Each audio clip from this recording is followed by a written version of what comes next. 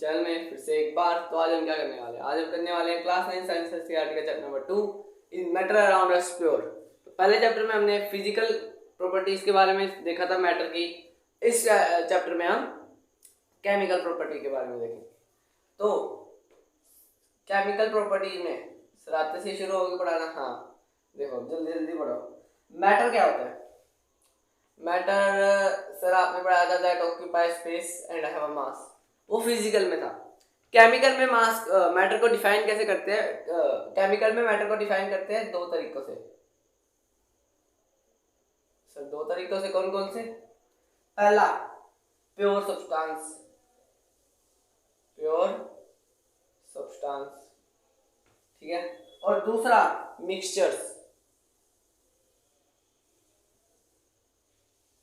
दूसरा मिक्सचर्स। दो तरीकों से हम मैटर को डिफाइन करते हैं, एक प्योर सब्सटेंस और एक मिक्सचर्स। अब मिक्सचर्स में भी दो टाइप की चीजें आती है, एक हेट्रोजीनियस एक होमोजीनियस, जिसके बारे में मैं बताऊंगा, ज्यादा लोड मत लेना।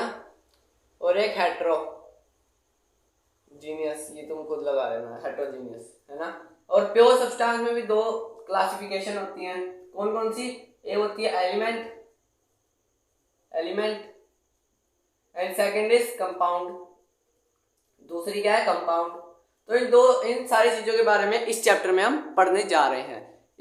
ये तुमने याद कर लिया ना। अब पहली चीज, सबसे पहले बात हम ये पढ़ेंगे, ये हम थोड़ी देर में पढ़ेंगे। एलिमेंट्स और कंपाउंड के बारे में आपको बता देता हूँ, इसके बारे में तो पढ़ने वाले हैं। एलिमेंट्स और कंपाउंड क्या होते हैं? एलिमेंट्स मतलब एजी, सिल्वर को क्या बोलते हैं हम? एजी बोलते हैं। और किस किस को बोलते हैं? कॉपर, C2 होता है वो तो। हाँ C2। ऑक्सीजन कह लो या फिर Au कह लो, गोल्ड कह लो, है ना, गोल्ड ही कह लो, गोल्डी मसाले नहीं, गोल्ड कह लो। ये सब क्या है? एलिमेंट्स है। ये सब क्या है? एलिमेंट्स क्या है? जो एक ही उसके एलिमेंट के बने हुए हैं। सिल्वर भी Ag का ही बना हुआ है, गोल्ड भी Au का ही बना हुआ है, मतलब उसमें Au के कंपाउंड्स मिक्स हैं। मतलब कंपाउंड नहीं, Au बहुत सारे एटम्स Au के मिक्स हैं, तब वो मिलके क्या बना है? गोल्ड बना है। और उसी तरफ कंपाउंड में क्या आता है? Water, H2O, CO2, carbon dioxide, ये तुमने खुद लेना, मैं लिख दिया, कार्बन डाइऑक्साइड, है ना। ये क्या है? ये दो एलिमेंट्स के, इनसे एटम्स के मिक्सचर हैं, तो इनको हम क्या कहेंगे? कंपाउंड कहेंगे। ये वैसे तुम्हें चैप्टर 3 में पढ़ाया जाएगा, लेकिन मैं अभी थोड़ा सा ऐसी ऊपर से जानकारी दे रहा हूँ कि इन्हें क्या कहते हैं? कंपाउंड कहते हैं, क्योंकि ये दो एटम्स के मिक्सचर से ये बनते हैं, ये इनके कंपाउंड्स, तो इन्हें कहते हैं हम कंपाउंड। और अब मिक्सचर्स और हेट्रोजीनियस के बारे में पढ़ने जा रहे हैं हम, है ना। अब देखो, इसे मिटाना पड़ेगा। ये सर बिना मिटाए कैसे कर लोगे? अब वैसे इस चैप्टर में ना हम ज्यादा क्या कोशिश करेंगे? ज्यादा कोशिश करेंगे जल्दी से जल्दी हो जाए, क्योंकि चैप्टर ना बहुत लेंथी है। तो चैप्टर लेंथी है तो उसकी वजह से क्या होता है? चैप्टर लेंथी है तो उसकी वजह से वीडियो भी लेंथी होगी। तो जितनी जल्दी जल्दी मैं पढ़ाऊंगा और जितनी जल्दी आप पढ़ोगे उतनी जल्दी लेक्चर खत्म हो जाएगा। तो जल्दी जल्दी पढ़ो। अब बारी कहाँ आती है? पिछली बार हमने कहाँ छोड़ा था? हाँ सर, मिक्सचर पे। याद है इनको सारा, जान लेंगे। मिक्सचर क्या होता है? जब दो या दो से ज्यादा चीज मिक्स होती है एक साथ। सर इतना तो हमें ही पता है मिक्सचर क्या होता है। जैसे मान लो नमकीन, फर्स्ट एग्जांपल। अबे यार ये तार कहाँ फंस गई? देखो, फर्स्ट एग्जांपल में ले रहा नमकीन का। नमकीन में क्या होता है? बहुत सारे जो चीजें होती हैं वो मिक्स होती है। मूंगफली के दाने होते हैं, नमकीन मिक्स होती है, मतलब नमक मिक्स होता है, और थोड़े मोड़े पापड़ मिक्स होते हैं, या बहुत सारी चीजें मिक्स होती हैं, है ना। अब मान लो लड्डू में चीनी मिक्स है ना।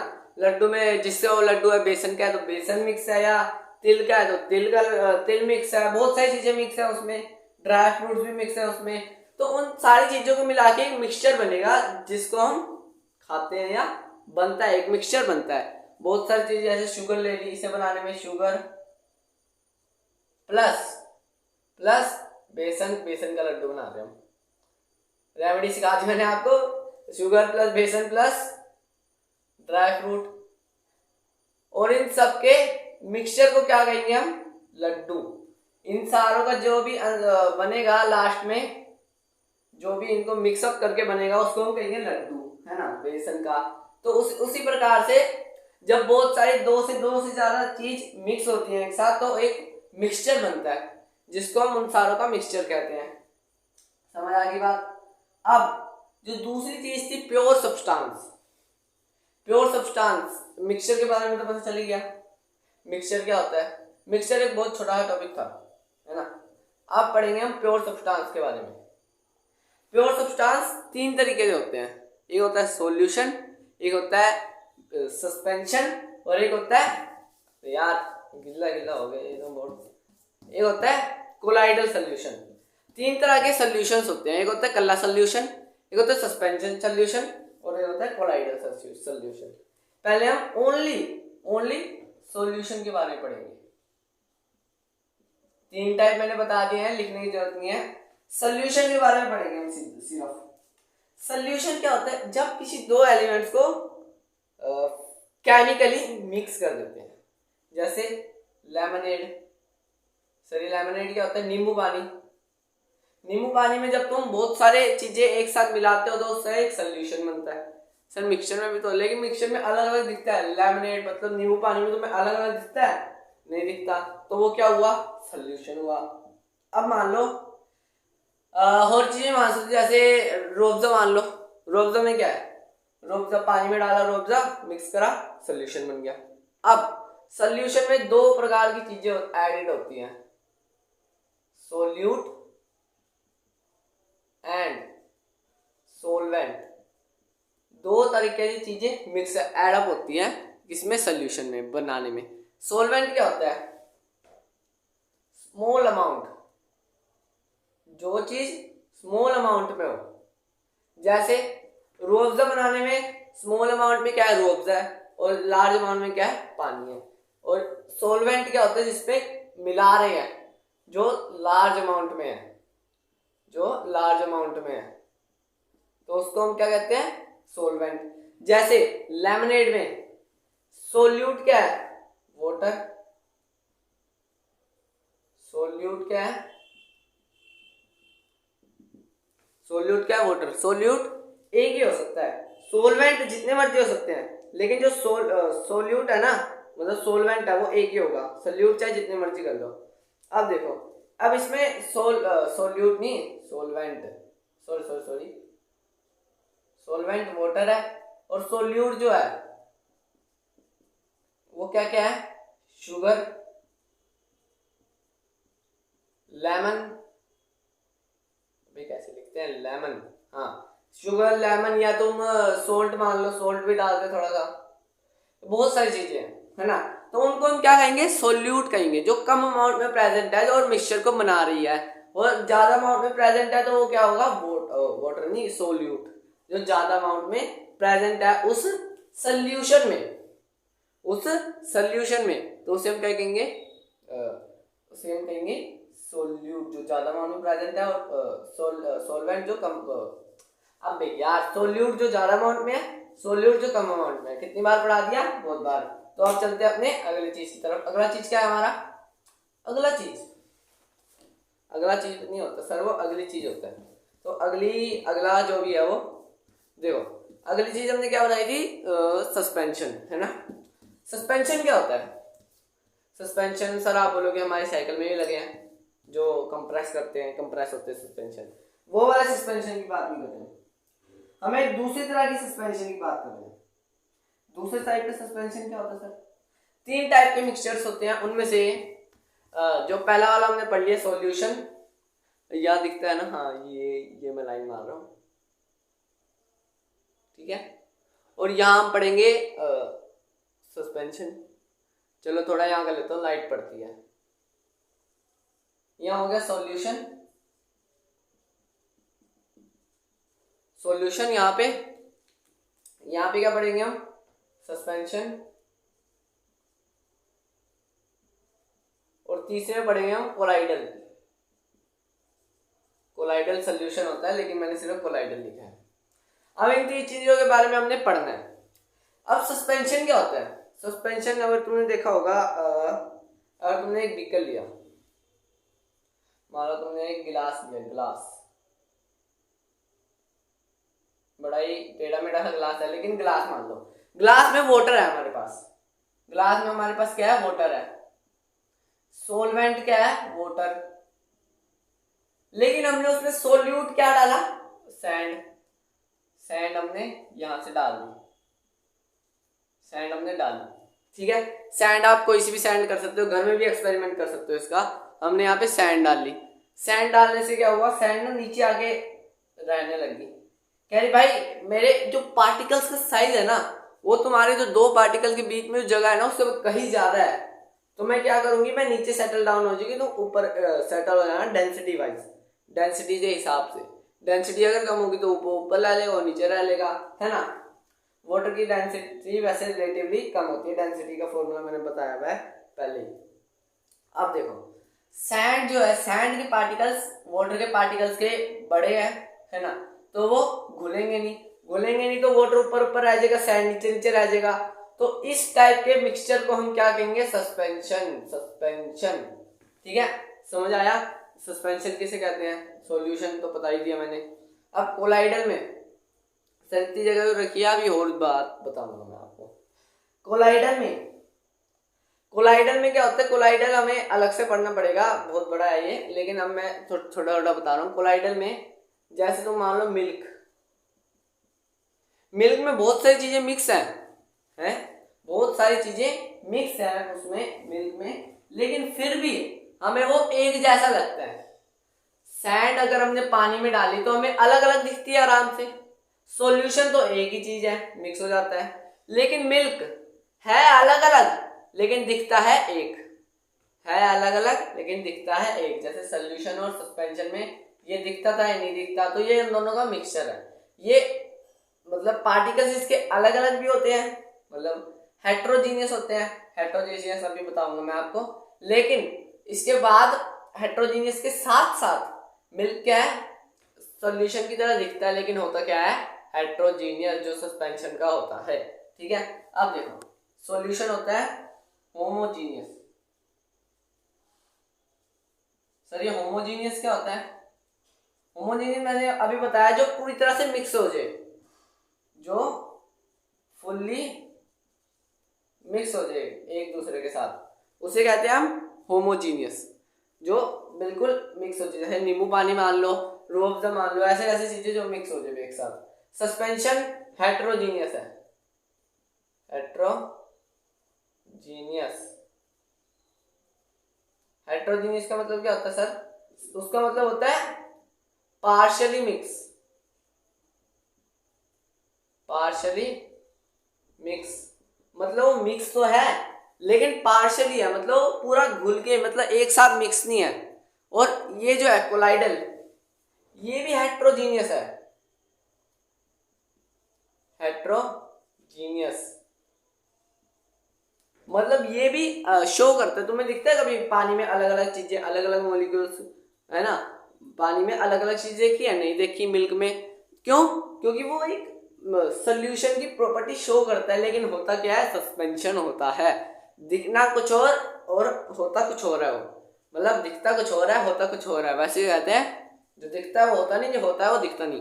देखो अब देखो, जो सॉल्यूशन है उसके पार्टिकल्स का जो साइज है, साइज वो लेस देन 10 की पावर -9 मीटर से छोटा होता है, या 10 नैनोमीटर भी कह सकते हो। 10 की पावर -9 को नैनोमीटर कहते हैं। 10 की पावर -9 नैनोमीटर से छोटी होती है उसकी जो पार्टिकल्स का साइज होता है, ठीक है। और जो सस्पेंशन होते हैं उसके पार्टिकल्स का साइज होता है वो मोर देन 10 की पावर -9 मीटर से ज्यादा होता है, तभी वो वाटर के मॉलिक्यूल्स के साथ मिक्स नहीं हो पाते, ठीक है। और जो कोलाइडल का है, कोलाइडल का जो साइज है कोलाइडल के पार्टिकल्स का, वो है, वो भी इसी की तरह है, क्योंकि हेट्रोजीनियस मिक्सचर शो करता है, वैसे ये भी है। 10⁻⁹ मीटर से बड़े हैं, लेकिन फिर भी हमें दिखते नहीं है, क्योंकि ये शो तो प्रॉपर्टी सोल्यूशन की करते हैं, दिखते तो सोल्यूशन की तरह होते सस्पेंशन है। ठीक है, इतना समझ आया। अब एक और बात आती है, लाइट पास। लाइट पास कैसे होती है इनमें से, मैं अभी बताता हूं। यहाँ पे अगर मैं सोल्यूशन की बात कर रहा हूं, मैं यहाँ पे सोल्यूशन में एक गिलास लूं, चलो सोल्यूशन पे बात नहीं कर रहा, सारे एक एक करके एग्जांपल लूंगा सारों के। दिख रहा है, बिगर दिख रहा है। अब ये लाइट कंसेप्ट आ गया यहाँ पे, लाइट कंसेप्ट कि यहाँ पे अगर मैंने यहाँ पे सॉल्यूशन लिया है, ये क्या है, सॉल्यूशन।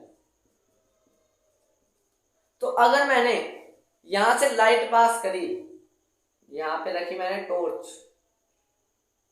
ठीक है, यहां पे अगर मैंने टॉर्च रखी और यहां से लाइट पास करी इसके आर पार, तो क्या मुझे यहाँ पे लाइट दिखेगी? यहाँ पे क्या मुझे लाइट दिखेगी? लाइट दिखेगी, लाइट दिखेगी। आते हुए जल्दी जल्दी कमेंट करो, दिखेगी दिखेगी दिखेगी, नहीं दिखेगी। क्यों सर, सोल्यूशन में क्यों नहीं दिखता? क्योंकि इसके जो पार्टिकल्स का जो साइज है ना, वो 10⁻⁹ मीटर से भी बहुत छोटा है, 10⁻⁻ नैनोमीटर से छोटा है। तो ये क्या करता है, जो लाइट के जो पार्टिकल्स हैं, लाइट के जो फोटॉन्स, मतलब फोटॉन्स अभी आप पे आया नहीं है, लेकिन जो पार्टिकल्स है ना इसके लाइट के, वो ना स्कैटर नहीं कर पाता। सोल्यूशन के जो पार्टिकल्स हैं, वो लाइट के पार्टिकल्स को स्कैटर नहीं कर पाते, क्योंकि वो इतने छोटे हैं, उनमें ताकत ही नहीं है कि वो स्कैटर कर दे उन लाइट को। तो यहाँ पे हमें जो लाइट है वो नहीं दिखेगी, वहां पे हमें लाइट नहीं दिखेगी। लेकिन अगर उसी जगह मैं यहाँ पे सोल्यूशन को हटा दूं, सोल्यूशन को हटा दूं और क्या लिख दूं, यहाँ पे लिख दूं सस्पेंशन। सस्पेंशन में क्या होगा, इसके पार्टिकल्स का वो साइज है, देखो 10⁻⁹ नैनोमीटर से बड़ा है, 10⁻⁹ नैनोमीटर से बड़ा है, तो क्या हुआ, तो क्या होगा पता ही आपको, लाइट क्या हो जाएगी, पास हो जाएगी। Light can pass because of इसके पार्टिकल्स का साइज है वो बड़ा है। और उसी तरह कोलाइडल में भी क्या है, कोलाइडल में भी लाइट पास हो जाएगी, क्योंकि उसके पार्टिकल्स का साइज क्या है, उसके पार्टिकल्स का साइज जो है वो 10⁻⁹ नैनोमीटर से बड़ा है ना। अब कोलाइडल के बारे में एक और बात आती है, कोलाइडल के बारे में बात क्या आती है एक और, वो अभी मैं आपको बताने वाला हूँ।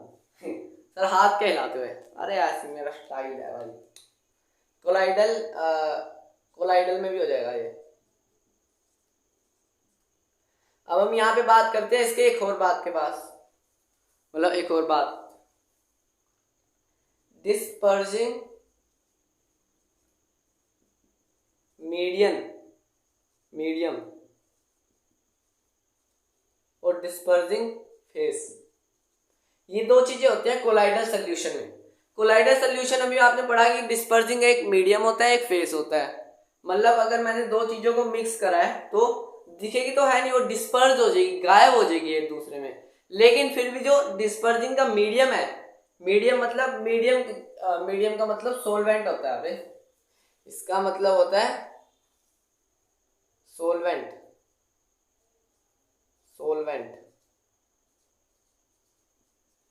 और इसका मतलब होता है सोल्यूट।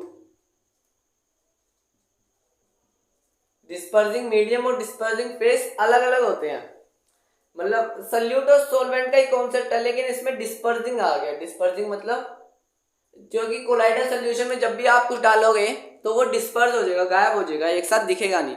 तो उसी चीज को हमने क्या लिख दिया, डिस्पर्जिंग मीडियम और डिस्पर्जिंग फेस। और मीडियम को क्या कहते हैं हम, सोलवेंट मतलब डिस्पर्जिंग सोलवेंट, जिसपे वो डिस्पर्ज हो रहा है। जिस सोलवेंट में, जिस बीकर में अगर हमने पानी रखा, उसके ऊपर दूध डाला, दिखता है हमें अलग अलग नहीं, लेकिन जो दूध है वो क्या है, डिस्पर्जिंग फेस है। और जो डिस्पर्जिंग मीडियम है वो क्या है, वाटर है उसके अंदर का।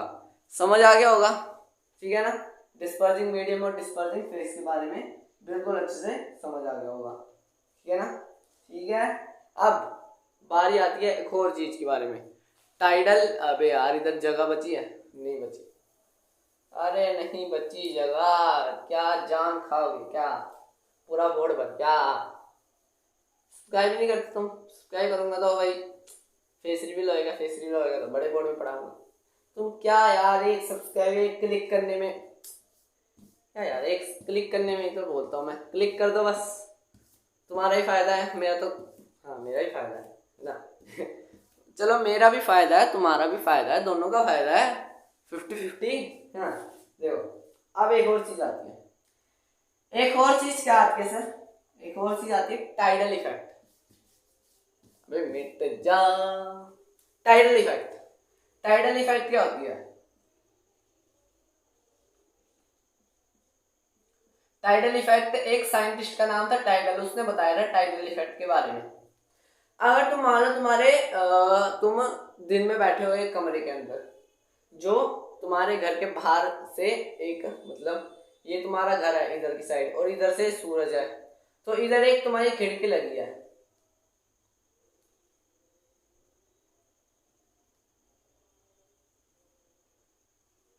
यहाँ तुम बेड में आराम से बैठे हो, बेड भी बनाऊं क्या? अरे यार मान ले तो बेड भी बनाना पड़ेगा। ये तुम यहाँ पे लेटे हुए हो, ठीक है, यहाँ पे तुम लेटे हुए हो और तुमने यहाँ पे क्या देखा, ये फर्श है तुम्हारे रूम का, ठीक है, ये तुम्हारे रूम का जो फर्श है, इस पे यहाँ से जो लाइट आ रही है वो ऐसे ऐसे आ रही है,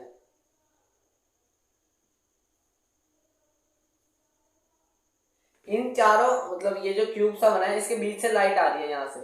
तुमने देखा होगा कि यहाँ से जो, यहाँ पे ना तुमने देखा होगा लाइट जब पड़ती है तो यहाँ पे छोटे छोटे छोटे छोटे पार्टिकल्स के दिखने लग जाते हैं तुम्हें, है ना, दिख जाते होंगे ना। तो इससे पता क्या चलता है, इससे पता चलता है कि एयर में भी जो है, एयर हमें दिखती क्या है, सॉल्यूशन, क्योंकि उसमें एक जगह दिखते सब कुछ, लेकिन असल में जो एयर है, एयर जो है वो कोलाइडल सोल्यूशन है, कोलाइडल सोल्यूशन है। तो इसका हमने कच्चा चिट्ठा खोल दिया कि एयर क्या है, कोलाइडल सोल्यूशन है। इससे हमें, इससे टाइडल इफेक्ट की वजह से, टाइडल इफेक्ट में क्या होता है, जब भी लाइट पड़ती है किसी भी छोटे चीज की तरफ से, है ना, किसी भी रूम में एंटर करती है, छोटे से पार्ट से कहीं भी एंटर करती है, तो वहां से हमें छोटे छोटे पार्टिकल्स दिखने लग जाते हैं, जिसको हम क्या कहते हैं, एयर के पार्टिकल्स। जो उससे हमें पता चलता है कि एयर भी एक प्योर सब्सटेंस नहीं है, वो भी एक मिक्सचर है। तो वो मिक्सचर को क्या कहते हैं हम, कोलाइडल मिक्सचर। समझ आ गया टाइडल इफेक्ट के बारे में, ठीक है, टाइडल इफेक्ट के बारे में समझ आ गया। तो अब दो चीजें और होती हैं, क्रोमेटोग्राफी और कॉन्फ़िगरेशन। ये मैं आपको लिख के नहीं बताऊंगा, ऐसे बोल बोल के बता रहा हूँ मैं आपको, क्यों, क्योंकि इसमें ज्यादा गौर नहीं किया जाता, वैसे स्कूल में आएगा लेकिन वैसे ज्यादा कॉम्पिटिशन में नहीं आता। सेंट्रीफ्यूजन क्या होता है, centrifugation, spelling of the NCERT से देख लेना, सेंट्रीफ्यूगेशन। सेंट्रीफ्यूगेशन का मतलब, सेंट्रीफ्यूगेशन का मतलब जब हम कोलाइडल सॉल्यूशन को अलग अलग करते हैं, मान लो यह है colloidal solution, for as example ये है कोलाइडल, एक मैंने गिलास पकड़ा हुआ है, इमेजिन, जस्ट इमेजिन मैंने हाथ में गिलास पकड़ा हुआ है, जब मैंने हाथ में गिलास पकड़ा हुआ है तो इसके अंदर क्या है, मैंने दूध डाला है, मान लो ये दूध सबसे बड़ी एग्जांपल है किसी भी कोलाइडल सॉल्यूशन का, तो मैंने इसमें दूध डाला है, इसमें अगर मैंने इसके पार्टिकल्स अलग करने हो, इसके फैट के पार्टिकल्स अलग करने हो, तो कैसे कर सकता हूं मैं, उसी प्रोसेस को हम क्या कहते हैं, सेंट्रीफ्यूगेशन। तुमने देखा होगा कि तुम्हारी मम्मी कहती है कि ये दूध बेकार है, इसमें से मलाई निकाल के देते हैं, मलाई निकालता कैसे है, उसी प्रोसेस को जो हम कहते हैं उसी को कहते हैं सेंट्रीफ्यूगेशन। कि तुमने दूध वाली कहीं भी तुम देखा होगा कि एक गोला सा होता है, उसके बीच में दूध डालते हो और नीचे से घूमता है वो चक्री सी, है ना, गर्म होता है और उससे वो घूमती है, तो उससे क्या होता है, नीचे नीचे मलाई, ऊपर ऊपर मलाई सी आ जाती है, उसकी फैट आ जाता है उसका सारा, तो वो फैट जो आते हैं वो निकाल लेते हैं और उससे क्या बनाते हैं, बटर बना लेते हैं, और चीजें बना लेते हैं अपने यूज की, और हमें क्या देते हैं, ऊपर ऊपर का बचा हुआ दूध आता है नीचे नीचे वो दे देते हैं हमें। और पनीर भी इसी प्रोसेस से निकलती है, पनीर भी जो उसके बीच के पार्टिकल्स होते हैं ना उसके, दूध के, तो उसी के पार्टिकल्स जो होते हैं उन्हीं के हमें क्या होती है, पनीर मिल जाती है ना। तो अब देखो एक और बात आती है, अब एक और बात क्या आती है, एक और बात, जानलेवा बात नहीं, एक और बात। अब मैंने बात क्या की, मैंने बात की क्रोमेटोग्राफी की। क्रोमेटोग्राफी क्या होता है सर, क्रोमेटोग्राफी वो मैंने पहली बार सुना है, क्रोमेटोग्राफी जो होती है वो होती है जब किसी भी कलर को हम अलग अलग करते हैं, कलर को अलग अलग करते हैं। जैसे मान लो तुमने एक कलर लिया, मतलब ब्लैक इंक ली, ठीक है, ब्लैक इंक मैं अभी लाता हूँ, देखो अब मैं ब्लैक इंक ला रहा हूँ, ये मैंने लाया ब्लैक इंक, यार माइक का झंझट। अब देखो ये आ गई मेरे पास ब्लैक इंक, ये रही मेरे पास ब्लैक इंक। अब इस ब्लैक इंक का मैं क्या करूँगा, ये जो ब्लैक इंक है, ये देखो थोड़ा फोकस, ये जो ब्लैक इंक है इसको अगर मैंने एक पानी के बीकर में डाला, देखो मैंने डाल दिया, जस्ट इमेजिन मैंने पानी के बीकर में डाला तो क्या हुआ, पानी के बीकर में डालने से ये स्प्रेड होगी, एक साथ स्प्रेड होगी। तो अब इसे अलग अलग करने का, इस एक बूंद को अलग अलग करने का क्या प्रोसेस है कि अगर मैं एक पेपर की स्ट्रिप लूँ और उसमें एक बूंद इसे डाल दूँ और फिर इसे साइड में रख लूँ, फिर उसी को पानी के गिलास में थोड़ा सा ऊपर, थोड़ा सा उसको जहाँ पे यहाँ पे बूंद है उसके पानी के गिलास से पानी से थोड़ा सा ऊपर रख दूँ, तो क्या करेगा पानी ऊपर ऊपर ओस्मोसिस की वजह से ऊपर ऊपर जाने लग जाएगा। ये मैंने अभी ओस्मोसिस पढ़ाया नहीं लेकिन बता रहा हूँ, उसकी वजह से ऊपर ऊपर जाने लग जाएगा। ऊपर ऊपर जाएगा तो क्या होगा, ऊपर ऊपर जाके वो जो उसका काली बूंद होगी ना उसके कलर स्प्रेड होने लग जाएंगे, अलग अलग अलग अलग कलर जो है वो निकलने लग जाएंगे उसके ब्लैक कलर्स की डॉट से। तो उसी को हम क्या कहते हैं, क्रोमेटोग्राफी। ठीक है, so back to the topic, back to the topic. अब हमारे टॉपिक में क्या था, हमने दो एग्जांपल पढ़ लिए। अब जो बारी आती है, किस चीज की बारी आती है सर, अब बारी आती है कि कंसंट्रेशन ऑफ सॉल्यूशन। कंसंट्रेशन क्या होती है, कंसंट्रेशन जो तुम मेरी क्लास में कभी नहीं देते, कंसंट्रेशन ऑफ सॉल्यूशन। सॉल्यूशन की कंसंट्रेशन क्या होती है, कंसंट्रेशन ऑफ सॉल्यूशन होती है उस सॉल्यूशन में कितना अमाउंट ऑफ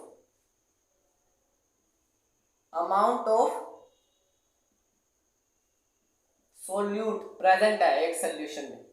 एक सॉल्यूशन में जैसे मान लो एक ही सॉल्यूशन है, इसमें जितना अमाउंट ऑफ सोल्यूट तुमने डाला है ना, जितना अमाउंट ऑफ सोल्यूट तुमने यहां से डाला है सोल्यूट, उसी को क्या कहेंगे हम, concentration of a solution. Solution की कितनी कंसंट्रेशन है उसी को हम क्या कहेंगे, जितना अमाउंट ऑफ सोल्यूट है उसी चीज को हम कहेंगे उतनी उसकी सॉल्यूशन की कंसंट्रेशन है। उसको निकालने के लिए फॉर्मूला होते हैं, वो हमें बाद में बताऊंगा अभी मैं तुम्हें। अब देखो अब बारी क्या आती है, अब बारी आती है एक मेन चीज, सैचुरेशन। सैचुरेशन ये बात है उस जमाने की जब हम बूढ़ा हुआ करते थे, अब हम जवान हैं। मजाक कर रहा हूं। अब देखो सैचुरेशन क्या होती है, सैचुरेशन होती है जब भी किसी जब भी मान लो एक बीकर ले लिया तुमने, बीकर में अगर तुमने एक सोलवेंट डाला, यहाँ पे सोलवेंट मान लो वाटर में अगर तुम शुगर डालोगे, शुगर तुमने देखो अब इसमें शुगर डाल दी, शुगर तुमने यहां से डाल दी, अब तुम डालते गए शुगर डालते गए, उसके बाद क्या होगा, एक पॉइंट आएगा जब ये और शुगर नहीं ले पाएगा, इसके पार्टिकल्स के बीच का जो गैप है वो फिल हो जाएगा, जितने भी इसके बीच के पार्टिकल्स है उनके बीच का गैप फिल हो जाएगा, शुगर क्या होगी, घुलेगी नहीं, तोड़ लो मरोड़ लो उसके पार्टिकल्स क्रिस्टल के क्रिस्टल ही रहेंगे, टूटेंगे ही नहीं। तो उसी चीज को जब वो चीज हो जाएगी, मतलब जब ये अपने मैक्सिमम कंसंट्रेशन में पहुंच जाएगा, जब एक सोलवेंट की मैक्सिमम कंसंट्रेशन हो जाती है, उसी चीज को क्या कहते हैं हम, सैचुरेशन। मतलब जब मैक्सिमम कंसंट्रेशन हो जाए, मतलब मैक्सिमम अमाउंट ऑफ सोल्यूशन डल जाए, तो उसको क्या कहेंगे हम, सैचुरेटेड सोल्यूशन कहेंगे। तो उसी को हम क्या कहेंगे, saturated solution.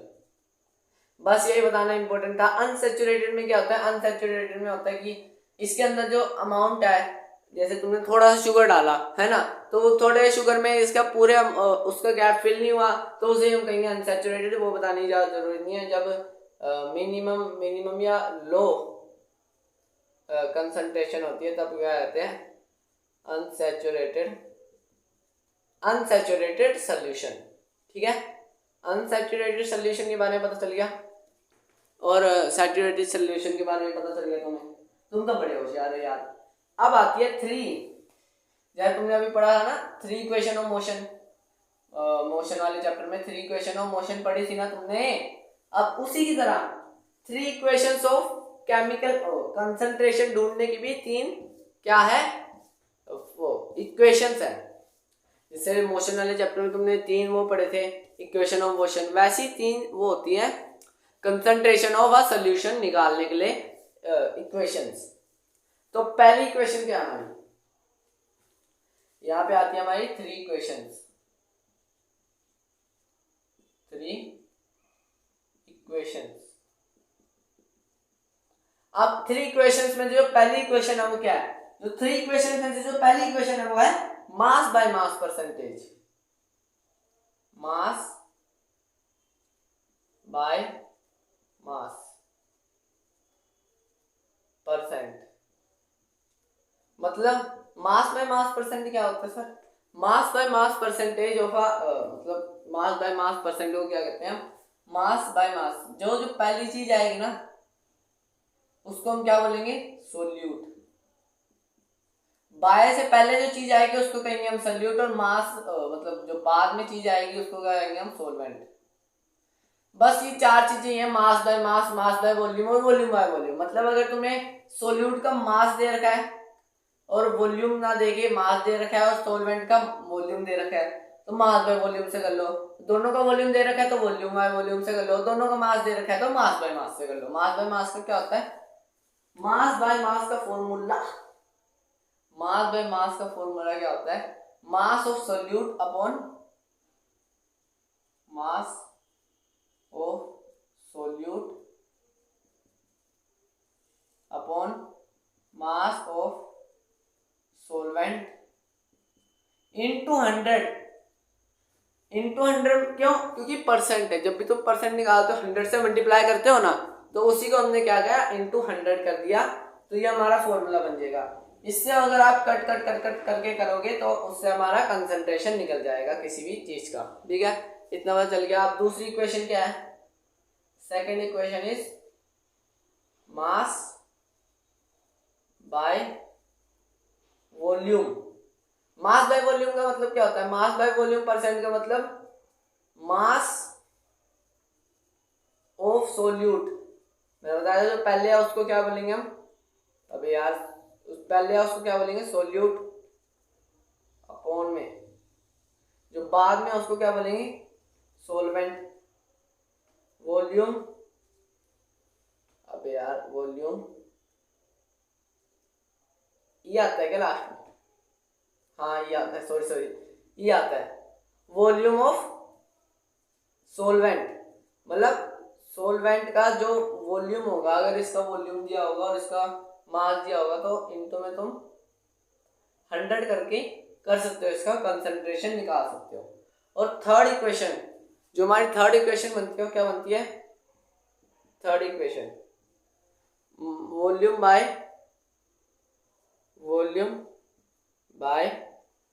Volume percentage, percent भी लिख सकते हो। इसमें क्या होता है, वॉल्यूम ऑफ सोलवेंट नहीं सोल्यूट अपॉन वॉल्यूम ऑफ क्या, सोलवेंट है ना, वॉल्यूम ऑफ सोलवेंट इनटू 100। तो इससे हमारा क्या निकल जाएगा, कंसंट्रेशन ऑफ अ सॉल्यूशन निकल जाएगा। तो ये 3 इक्वेशंस थी जो हमारे काम आने वाली है। अभी जो हम वो करेंगे, क्या करेंगे, जो हम न्यूमेरिकल करेंगे उसमें काम आने वाली है। तो अभी तुमने अच्छी तरीके से 3 इक्वेशंस पढ़ ली होंगी। तो अब चलते हैं अपने अगले टॉपिक की तरफ। अगला टॉपिक क्या हमारा, सर अगला टॉपिक का आप न्यूमेरिकल करते हैं, नहीं न्यूमेरिकल अभी नहीं, न्यूमेरिकल लास्ट में करेंगे। न्यूमेरिकल के पहले हमने एक चीज पढ़नी है, सिर्फ बस एक चीज, हाँ एक चीज, क्या, physical change and chemical change. जो तुम एयर के पार्टिकल्स है ना उसको भी तुम ना हटा सकते हो। एयर में से जो प्योर चीजें हैं, जैसे प्योर नाइट्रोजन निकाल सकते हो, प्योर ऑक्सीजन निकाल सकते हो, प्योर कार्बन डाइऑक्साइड निकाल सकते हो। तो उसको भी तुम कर सकते हो। उसका प्रोसेस भी होता है डिस्टिलेशन, स्ट्रॉन्ग डिस्टिलेशन, वो मैंने पढ़ाया नहीं क्योंकि वो इतना इंपॉर्टेंट नहीं है इस पूरे चैप्टर में। तो अब जो इम्पोर्टेंट चीज़ है वो है, वो क्या है, जो मुझे इम्पोर्टेंट लगती है और मुझे लगता है कि तुम्हें पढ़ाना चाहिए, क्योंकि मैं ऐसे फालतू में सारी चीज़ें पढ़ाऊंगा, जो जो तुम्हारे लिए जरूरी है, जो जो तुम्हारे आगे काम आने वाली है, उसे ही पढ़ाऊंगा मैं। फिजिकल चेंज और दूसरा है केमिकल चेंज। फिजिकल चेंज क्या होता है, जब अरे यार हिंदी में लिख लेता हूं, जब किसी भी मटेरियल का जो है मटेरियल वही रहे, जब मटेरियल वही रहे, जब मटेरियल वही रहे, बस क्या, स्टेट चेंज हो। सर मटेरियल बस वही रहे और स्टेट चेंज हो, ये कैसे हो सकता है? हो सकता है कैसे, मटेरियल वही और स्टेट चेंज हो। जैसे तुम देखा होगा, जैसे गुब्बारा, बलून, ये बड़ा ही घटिया सा बलून है, यहाँ पे ये है बैलून। अब इसमें तुमने पिन मार के इसे फोड़ दिया, तो पिन मार के फोड़ने से इसके स्टेट चेंज हो गया, ये क्या बन गया, एक रबड़ बन गया। अब इसको तो तुम बैलून नहीं कह सकते, क्यों, बैलून तो भैया तो फुला सा होता है और रबड़ क्या होती है, जो ऐसी पड़ी रहती है। तो इसका स्टेट चेंज हो गया, लेकिन जो मटेरियल है वो तो वही है ना, मटेरियल वही रहे, बस स्टेट चेंज हो, उसे हम क्या कहेंगे, फिजिकल चेंज कहेंगे। जैसे आइस टू वाटर, आइस है ये, आइस हमने रूम टेम्परेचर पे रखी, रूम टेम्परेचर पे रखने के बाद थोड़ी देर में पानी पानी होगी, मैं पानी हो गई ऐसे बोल रही है, गाना गा रही। देखो अब ये पानी में चेंज हो गई, ये इसमें चेंज हुई, ये इसमें चेंज हुआ। अब ये जब पानी में चेंज हुई, स्टेट चेंज हुई, सॉलिड टू लिक्विड, हाँ, लेकिन जो मटेरियल है वो तो वही है। इसी अगर इसको वेपर में बना दो तो मटेरियल तो वही रहेगा, बस स्टेट चेंज हो जाएगी, है ना। समझ आया, यस चलो आगे बढ़ते हैं। अब बारी आती है केमिकल चेंज के बारे में। केमिकल चेंज, अबे यार इंक खत्म होगी, सब्सक्राइब करो यार, सब्सक्राइब करो, इंक लूंगा, all the best, Thums Up, taste thunder. अब देखो केमिकल चेंज क्या होती है, वही चीज है, जब मटेरियल, वही चीज है जब दोबारा बन नहीं सकता मटेरियल, मतलब वही चीज नहीं है, जब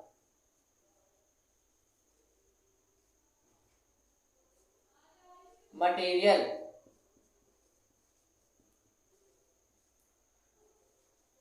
दोबारा, जो मटेरियल है वो दोबारा ना बन सके, उसे हम क्या कहेंगे, केमिकल चेंज। सर दोबारा ना बन सके, एग्जाम्पल दो ना सर, दे रहे हैं एग्जाम्पल क्या है, बर्निंग ऑफ पेपर, ये लिया तुमने कागज,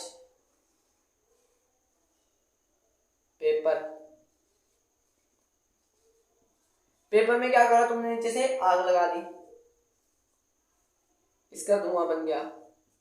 अब ये किस चीज में स्टेट चेंज होगी, इसकी स्टेट चेंज हुई ना, स्टेट चेंज किस में हुई, इसकी स्टेट चेंज हुई राख में, ऐश में, और इसका मास का चले गया ऊपर। ऐश की स्पेलिंग ये होती है ना, ठीक है चलो। अरे भाई पोकेमोन वाला ऐश नहीं लिख दूं मैं, रेसिड्यू ही लिख देता हूँ, रेसिड्यू बच जाता है और ये जो पेपर है ये वेपराइज हो जाता है। तो अब ये दोबारा चेंज तो नहीं हो सकता ना, दोबारा चेंज हो सकता है सर, नहीं हो सकता। क्या तुम इस रेसिड्यू को फिर से बना के पेपर बना दोगे, नहीं बना सकते सर। और एक दूसरा एग्जांपल लो, दूसरा एग्जांपल केमिकल चेंज का, केमिकल चेंज और क्या कर सकते हैं, और जैसे मान लो तुमने हाँ ये भी लिया, पेन भी लिया, पेन को भी जला दिया, तो पेन के दोबारा आएगा नहीं आ सकता। फिजिकल चेंज क्या है, इस चौक को हमने क्या करा, दबा के चूरा चूरा कर दिया। तो अब ये दोबारा स्टेट ही तो चेंज हुई है इसकी, अभी ये सॉलिड था फिर पाउडर फॉर्म में हो गया है, लेकिन क्या मटेरियल तो वही है। लेकिन केमिकल चेंज में क्या हुआ, पूरा का पूरा मटेरियल ही बदल गया, पेपर था और सीधा रेसिड्यू बन गया हो, और जो उसके पार्टिकल्स है वो वेपराइज हो गए हीट की वजह से। तो उसे हम क्या कहेंगे, केमिकल चेंज, जो दोबारा ना आ सके। जैसे बर्निंग से ही हो सकता है ज़्यादा चीज़ें, है ना, बर्निंग, हाँ बर्निंग से ही होती है ज़्यादा चीज़ें। या तुम्हारा हाथ जल गया, हाथ नहीं, भगवान ना करे हाथ जले, लेकिन मान तुम्हारे हाथ में थोड़ा सा कट आ गया, तो कट को दोबारा स्टेट चेंज तो नहीं हुआ। अरे यार कट, अभी तुम्हें बताता हूँ example, for just an example, जब मोमबत्ती जलती है, मोमबत्ती जलती है तो क्या होता है, मोमबत्ती जलती है, जैसे मोमबत्ती है, जस्ट फॉर एन एग्जाम्पल, ये जल रही है ऊपर से, तो क्या हो रहा है, फिजिकल चेंज भी हो रहा है और केमिकल चेंज भी हो रहा है। कैसे सर, फिजिकल चेंज क्या हो रहा है, इसकी मोम जो है वो नीचे नीचे टपक रही है, स्टेट चेंज हो रही है, लेकिन मटेरियल क्या है वही है। लेकिन जो इसके ऊपर की बत्ती जल रही है, तो वो क्या कर रही है, ऑक्सीजन को ले रही है और कार्बन डाइऑक्साइड बना के छोड़ रही है, ऐसे ऐसे ऐसे ऐसे कार्बन डाइऑक्साइड निकाले जा रही है, निकाले जा रही है, निकाले जा रही है, निकाले जा रही है ना। मोमबत्ती जो है, हाँ थोड़ी बहुत मोमबत्ती तुमने देखा होगा, जितनी मोमबत्ती शुरुआत में होती है, लास्ट में जो उसके पिघला पिघला बचता है वो बहुत कम होता है, जितना इसका होता है उससे तो बहुत ही कम होता है ना। तो क्या होता है, जो वो उतनी इतनी मोमबत्ती होती है वो क्या होगी, वेपराइज होगी। उसको तुम दोबारा बोल नहीं सकते हो भाई जरा ये ले मोमबत्ती बन, नहीं बोल सकते, क्यों, क्योंकि जो है वो वेपराइज हो चुकी है, जल चुकी है, तो उसे वापस दोबारा नहीं ला सकते। तो उसे हम क्या कहते हैं, केमिकल चेंज। तो होप करता हूँ आपको ये चीजें सारी समझ आ गई होगी, इस चैप्टर में यही था। अब बारी क्या आती है, अब बारी आती है हमारे न्यूमेरिकल्स की तरफ। न्यूमेरिकल्स की तरफ जाते हुए मैं आपको एक चीज कहना चाहता हूँ कि अभी तक जो भी मैंने पढ़ाया है उसे एक बार दोबारा रिवाइज कर लो, तो तुम्हारे शायद से कंसेप्ट स्ट्रॉन्ग हो जाए। क्योंकि अभी जो हम न्यूमेरिकल करने वाले हैं, थोड़े तुम्हें 2-3 ही है, ज़्यादा प्रेशराइज नहीं करूँगा तुम्हें, और उसके बाद लेक्चर खत्म है। तो 2 दिन जल्दी जल्दी न्यूमेरिकल कर लेते हैं, उसके बाद एक क्लास को जल्दी जल्दी एंड करते हैं। तो चलिए न्यूमेरिकल की तरफ, न्यूमेरिकल के लिए अपनी अगली स्लाइड पे चलते हैं अपने पहले न्यूमेरिकल की तरफ। तो पहला न्यूमेरिकल क्या हमारा, पहले न्यूमेरिकल में क्या कहता है, पहले न्यूमेरिकल में एक बच्चा था चिंटू। सर चिंटू का क्या एग्जांपल देते हो, ऐसे मजा आता है चिंटू के साथ खेलने में। चिंटू ने क्या करा, 300 ग्राम वाटर लिया, 300 ग्राम वाटर लिया, और उसमें 30 ग्राम शुगर डाली और 20 ग्राम लेमन डाला। लेमन वो नहीं, साबुत लेमन डाल दिया उसमें। कहीं तुम बच्चे भी बड़े वैसे हो, सोच भी लोगे, 20 ग्राम के पूरा नींबू डाल दिया, नींबू निचोड़ के 20 ग्राम का उसका रस डाल दिया, ठीक है, 20 ग्राम वो डाला। तो उससे क्या हुआ, अब इसकी जो सोल्यूशन बनेगा उसकी फाइन कंसंट्रेशन ढूंढनी है हमें। चिंटू ने कहा है कंसंट्रेशन ढूंढो, ठीक है, हमने कहा ठीक है भाई ढूंढते हैं अभी। हाँ नहीं जो पेपर क्या हो रहा है, इक्वल टू फाइन कंसंट्रेशन के लिए हमें यहाँ पे जो सोलवेंट है, सोलवेंट वो जल्दी बताओ क्या है, सोलवेंट है वाटर, है ना, और उसका मास क्या है 300 ग्राम। सोल्यूट क्या है, सोल्यूट है ये दोनों, मैंने बोला था सोल्यूट एक या एक से ज्यादा हो सकते हैं, 20 gram plus 30 gram is equal to 50 gram, बन गया सोलवेंट इतना, सोल्यूट इतना है। अब ये क्या दिया, मास दिया हमें, वॉल्यूम तो नहीं दिया ना, मास दिया, तो मास बाय मास परसेंट से इसका सोल्यूशन निकाल लो। मास बाय मास में क्या होगा, 50 ग्राम अपॉन 300 ग्राम इंटू 100, 0 0 0 0 1 1 1 1 पे गया 20 गया, 20 गया 6 पे, पॉइंट 2 बचा, फिर 6 6 6 6 आता रहेगा, तो हम 16.7 ले लेते हैं। तो 16.7% इसमें क्या है, सोल्यूट है। कंसंट्रेशन का मतलब मैंने बताया था ना, सोल्यूट कितना अमाउंट में प्रेजेंट है, तो 16.7% इसका जो जितना भी ये सोल्यूशन है इसका कंसंट्रेशन है, मतलब इतना सोल्यूट इसमें प्रेजेंट है। अब दूसरे न्यूमेरिकल में आते हैं। दूसरे न्यूमेरिकल में चिंटू ने कहा सर अब मैंने क्या करा, अब मैंने ना बनाना है एक, मान लो मैंने बनाना है शेक बनाने के लिए मैंने क्या किया, एक जार लिया, उसमें मैंने डाला जार लिया, उसमें पहले शेक में तो सबसे ज़्यादा पानी डलता है क्योंकि प्योर शेक तो वास्तव में कोई देता ही नहीं है। तो इसमें डाला मैंने पानी। कितना ग्राम, मैं कितना ग्राम पानी डालूंगा इसमें, एक इंसान के लिए बनाने 100 ग्राम पानी डाला मैंने, 100 ग्राम पानी डाला। अब इसी में मैंने क्या करा, अब मैंने डाला इसमें पपीता जूस बना के, सीधा सीधा पपीता नहीं डाला। पहले मैंने डाली आइस, आइस कितनी 20 ग्राम, इसे मैं सेपरेट कर देता हूँ। 20 ग्राम उसने आइस डाली और फिर उसके बाद उसने एक और चीज़ डाली, क्या डाली, पपीते का जो उसने जूस निकाला था वो डाला, या पपीते का शेक बनाने तो इसी में डालना पड़ेगा पपीता। पपाया, पपाया इसने कितना डाला 50 ग्राम, 50 ग्राम इसने पपाया डाला। तो पपाया डालने के बाद क्या होगा, इसका जो सोल्यूशन बना था उसका कॉन्सेंट्रेशन ढूंढनी है हमें। तो कॉन्सेंट्रेशन क्या होगी, सोलवेंट कितना होगा, सोलवेंट का मास बताओ जल्दी, 100 ग्राम। सोल्यूट का सरल वाले 100 के लेते हो, 100 या 300 0 कर जाए, आसानी होगी क्या आपको? नहीं भाई, मैं 0 आसानी के लिए नहीं करता, सिर्फ उसके लिए करता हूँ कि 0 आसानी से कट जाएगा तो ज़्यादा लेंथी नहीं होएगा क्वेश्चन। लेंथी करना है तुमने, वैसे कट ही तो करना है, कट करने जो आंसर आया वो तुम्हारा आंसर है, बस इतना सा कट करना है तुम्हें, इतना भी नहीं कर सकते तो भाई 9th मत करो। 9th समझने की बात है, रट्टे लगाने वाली चीज़ नहीं है 9th में, समझने वाली चीज़ें हैं सारी। 70 ग्राम। अब जो इसका कंसंट्रेशन है वो क्या होगा, मास बाय मास परसेंट, मास के सल्यूट का इतना अपॉन सॉल्वेंट का कितना है 100 ग्राम इंटू 100, 0 तो क्या आएगा 70%। 70% जो इस पूरे सोल्यूशन में क्या है 70% कंसंट्रेशन है सोल्यूशन का, मतलब इतना अमाउंट इसमें प्रेजेंट है, किसका, किसका प्रेजेंट है, सोल्यूट का। ठीक है, पता चल गया ना। अब हमारे सारे न्यूमेरिकल हो चुके हैं, हमारे सारे न्यूमेरिकल हो चुके हैं, तो मिलते हैं अगली वीडियो में, क्योंकि अभी 2 चैप्टर ही रह रहे हैं केमिस्ट्री के, उसके बाद में मैथ शुरू करूँगा। तो मैथ मैं शुरू करूँगा तभी जब मेरे 100 सब्सक्राइबर पार हो जाए। प्लीज़ ये टारगेट प्लीज़ हाथ जोड़ के विनती है, प्लीज़ पूरा कर देना। और मिलते हैं आपसे अपनी अगली वीडियो में, तब तक के लिए गुड बाय।